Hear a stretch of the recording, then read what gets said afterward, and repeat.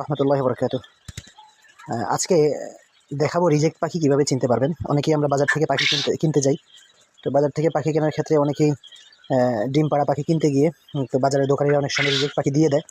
তো আজকে দেখিয়ে দেবো কীভাবে রিজেক্ট পাখি চিনবেন আপনারা। এই যে এটা হচ্ছে রিজেক্ট পাখি, যেটা প্রায় ডিম পাড়া শেষ পর্যায়ে।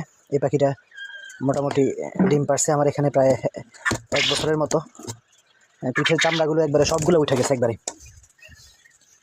সবগুলো চামড়া একবারে ওঠা শেষ।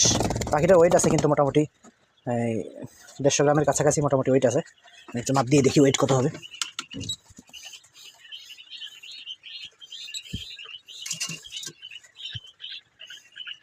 $168 গ্রাম। এই পাখিটার ওয়েট আছে 168 গ্রাম একেবারে। এটা হচ্ছে রিজেক্ট পাখি আর কি। রিজেক্ট পাখি চেনার উপায় এটা পুরো ডানাগুলো সবগুলো খুশকো খুশকো হয়ে গেছে, পিঠের চামড়া সব উঠে গেছে। যত ওষুধই আর খাওয়াই না কেন এটা চামড়া কিন্তু আসবে না, কারণ এটা রিজেক্ট হয়ে গেছে এই পাখিটা আর কি। তো সামনে থেকে আমরা যখন দোকান থেকে কিনবো তখন এই বিষয়টা লক্ষ্য রাখবো ইনশাল্লাহ।